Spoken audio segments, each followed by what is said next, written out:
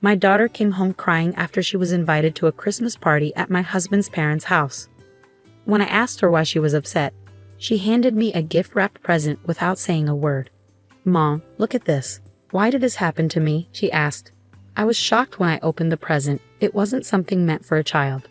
I quickly went to the police and asked them to find out who gave this present to my daughter.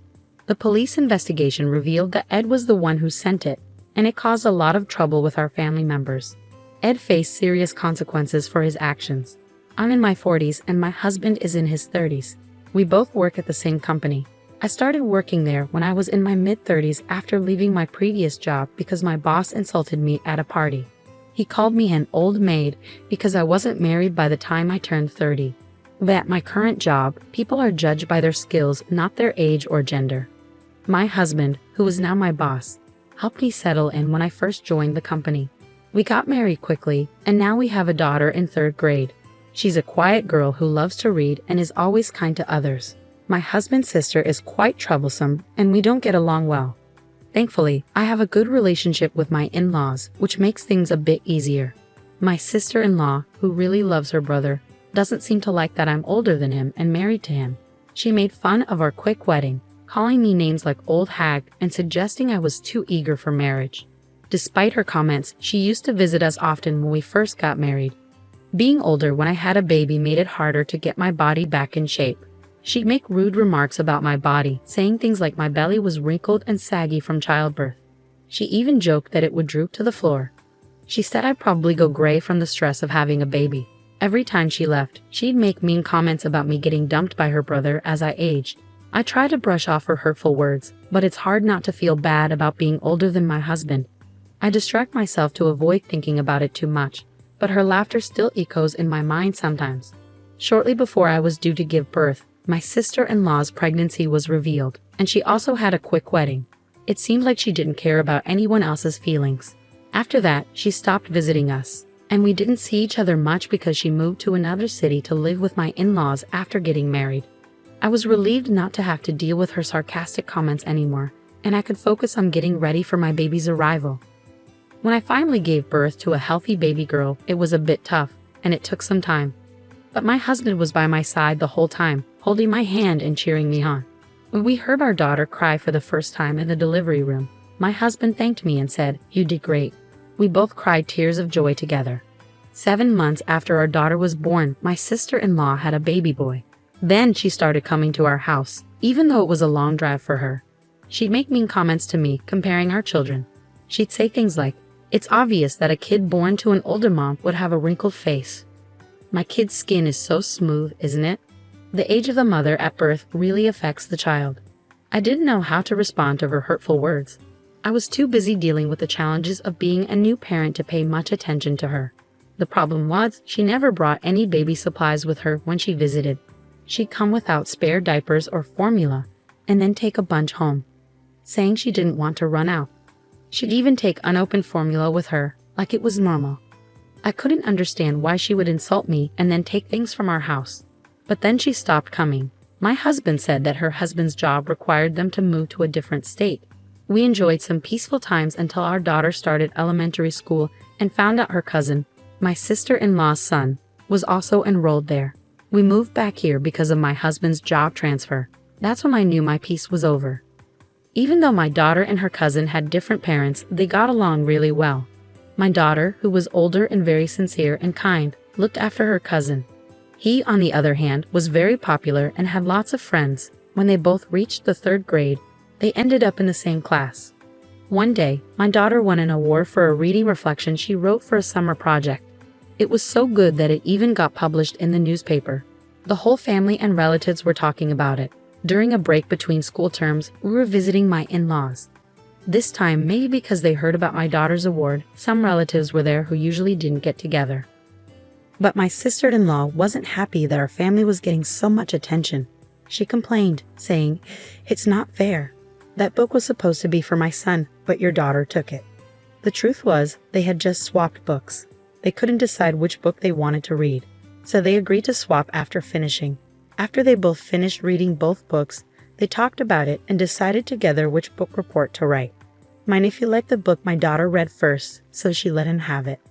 When I explained the situation to my sister-in-law, she accused me of writing the award-winning reflection for my daughter. I used to write novels as a hobby in college, something she must have heard from my husband. Unbeknownst to me, she started spreading rumors among the parents at school, saying I had a connection with one of the judges and asked for a favor for my daughter's writing competition. My daughter heard these rumors and became really upset. She even stopped reading her favorite books, feeling downcast.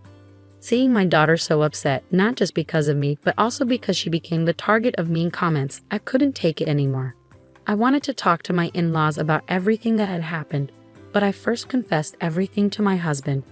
It was the first time I told him about all the things his sister had done to me since we got married. She even took clothes I bought for my daughter when she was a baby, saying babies couldn't tell the difference between boys' and girls' clothes. She also insulted me and called me fat when I was pregnant, saying I looked like a sumo wrestler and should try a sumo stomp. My husband was furious, rightfully so, and he said it's not something to say to a pregnant woman. He called his sister's actions theft.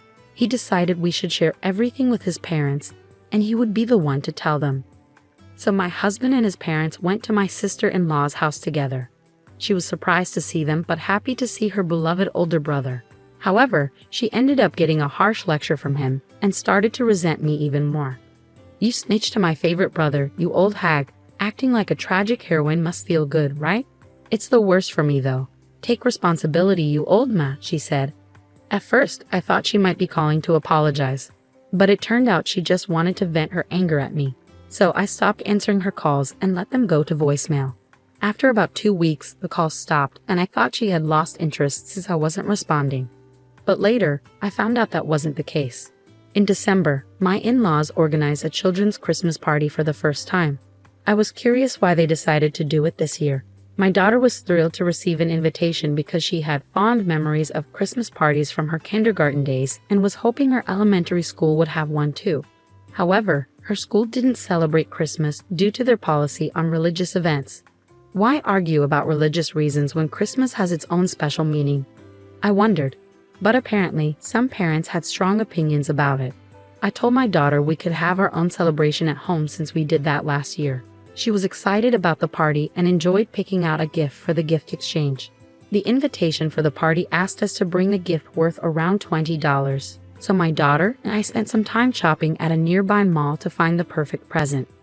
She chose one of her favorite picture books to share her thoughts with whoever received it. On the day of the Christmas party, she carefully held the present she picked and happily headed to my in-laws.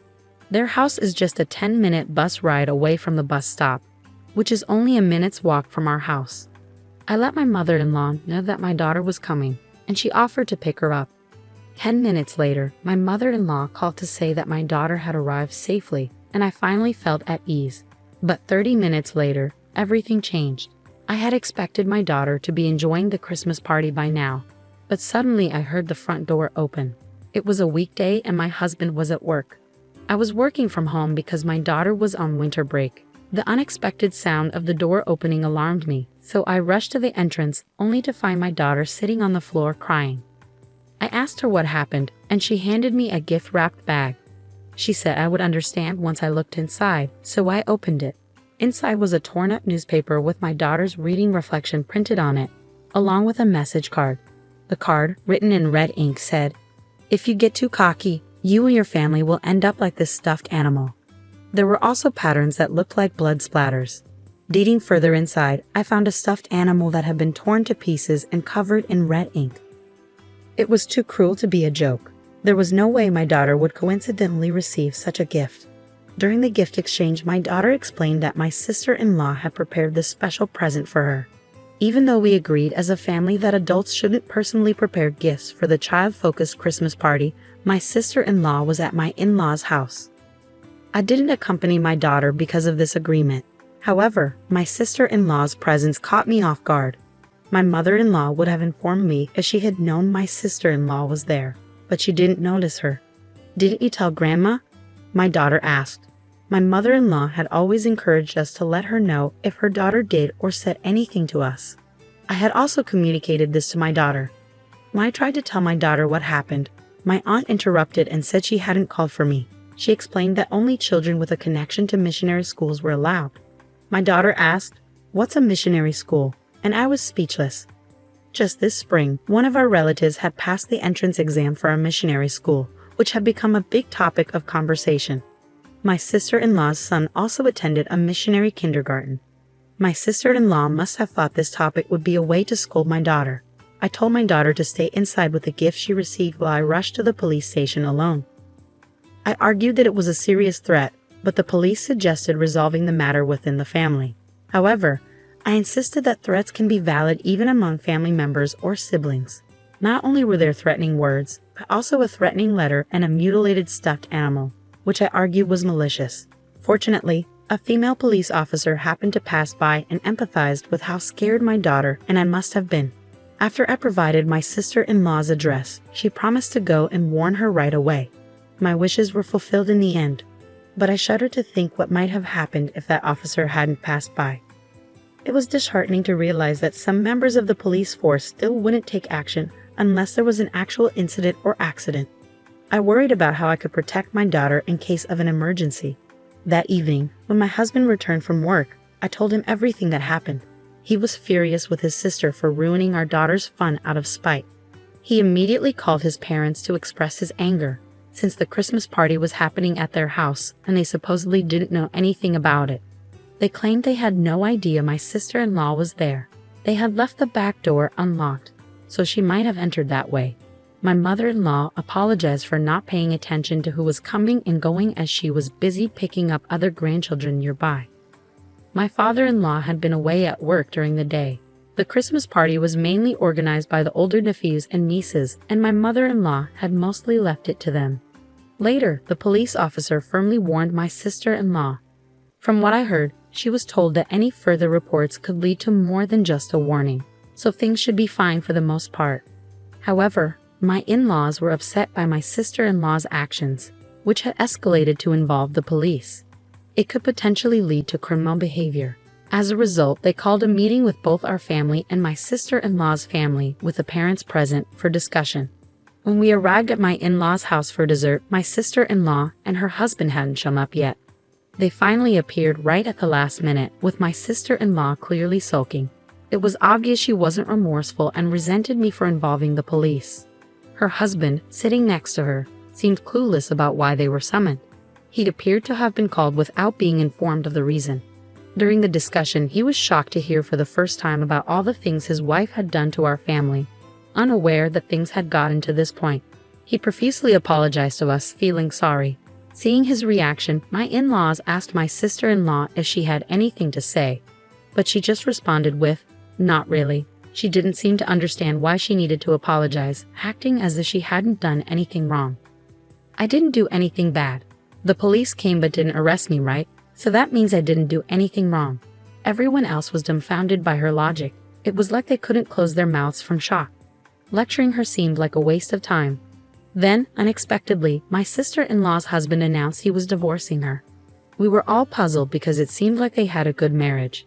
Seeing our surprised looks, he confessed that he had reached his limit with her behavior since they got married. He hadn't complained about her not doing housework during pregnancy, and he hadn't scolded her for neglecting childcare and going out to have fun, thinking it was stress from being a new parent. But her carelessness with housework once led to a small fire that forced them to move. She, being vain, had insisted on their son attending a prestigious kindergarten when she heard other neighborhood kids were applying. But he didn't get in due to a lack of preparation. Embarrassed, she forced another move. While his job did involve transfers, they weren't as frequent as their moves suggested. He revealed that the frequent moves were not just because of his job transfers, but also to maintain my sister-in-law's image. After failing the kindergarten entrance exam, she tried to get him into an international kindergarten. And when that didn't work out, they barely managed to get him into a missionary kindergarten. Choosing a public elementary school was only because their son wanted it, and my sister-in-law reluctantly agreed. After her husband supported their son's wishes, he feared their son would be sacrificed for her vanity and had been considering divorce already. With her harassment coming to light, he felt he had no other choice but to announce it now. My sister-in-law, somewhat aware of her actions, didn't dispute what he said but seemed taken aback by the divorce. "Wait, what do you mean divorce?" You never showed any signs of this, she said, suddenly starting to apologize to us, thinking it would help. It was just a joke, right? Just a little prank. I never thought you'd take it seriously, she insisted. A joke? A prank? Those are things done among people who trust each other. My daughter knows all about what you've done to me. How could she take it as a joke? Moreover, that hostile message was too much for a third grader. Even adults would be scared to go outside if someone threatened them, I told her. Her husband criticized her, asking if she could say the same thing to her own child, and said her actions were unimaginable for a parent. Just because someone is a parent doesn't mean they have parental feelings. There are people who can't be real parents, and she is probably one of them, my husband said sternly, seeing her crying. Crying wouldn't fix anything at her age, and she needed to stop thinking tears would get her out of trouble, he added. She cried even more, insisting she did nothing wrong and wasn't to blame. Why am I the only one being blamed? Is everyone ganging up on me? She cried. It's all because my brother married an older woman. My brother's wife should be smart, beautiful, and so on. Our marriage and her harassment are totally separate issues, right? We already thought she was a bit off, but even my husband was astonished at her stupidity. I explained. No one tried to comfort the inconsolable sister-in-law. The discussion couldn't continue, so we decided to adjourn for the day. Her husband had to drag her to the car and take her home. Their divorce eventually happened, but it was a messy affair due to her stubborn refusal to agree. Her son's accidental revelation might have been a factor in her agreeing to the divorce. He, without any malicious intent, simply shared what he saw with his friends. However, the parents who heard the rumor did not remain silent. After winter break at school, my nephew talked about having a Christmas party with his older cousins. It seems that at school, they used a class to have a presentation about their winter break memories. Among stories about what they did on New Year's Day and video game consoles they received as Christmas gifts, we all exchanged presents. Then I saw my mom giving my cousin a special present just for her, and I thought it was unfair. When the teacher asked what kind of present it was, my nephew described exactly what he saw. I saw it. The cute stuffed animal was all torn up with lots of red stuff on it, like blood, he said. The story became a topic of discussion among the school teachers and escalated into a major issue after the children who heard it went home and told their parents. My daughter, still heartbroken, hasn't been able to go back to school since the Christmas party. Everyone knew that my daughter and her cousin were related, so they speculated that her absence was related to the incident, and they were right, but I wished it had gone unnoticed and left undisturbed. I had planned to wait until my daughter was ready to return to school on her own terms. Her cousin didn't share the story to be funny, but rather to find a way to stop his mom's terrible behavior. He too was hurt by her actions. Learning this, her husband realized he couldn't delay the divorce any longer and agreed to her demands in exchange for her consent to the divorce.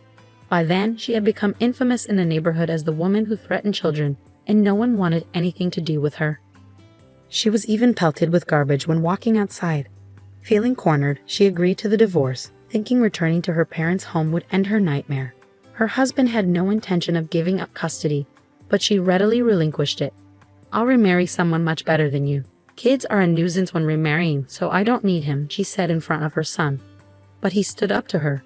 I don't need a terrible mom like you. I have a cool dad, and that's enough. Never show your face to my cousin again, he said. She left with a final retort, you'll regret this later. However, it was my sister-in-law who ended up in tears when she triumphantly returned to her parents' house. They turned her away at the gate, banning her from ever showing her face there again. With nowhere to go, she resorted to spending nights with random men in exchange for meals and a place to stay. When she couldn't find a man, she borrowed money from dangerous sources and spent her nights out, accumulating massive debt.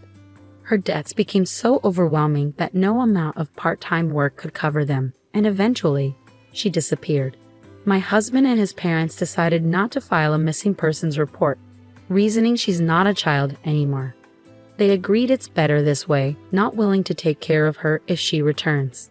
Since then, my daughter has been able to go back to school on her own.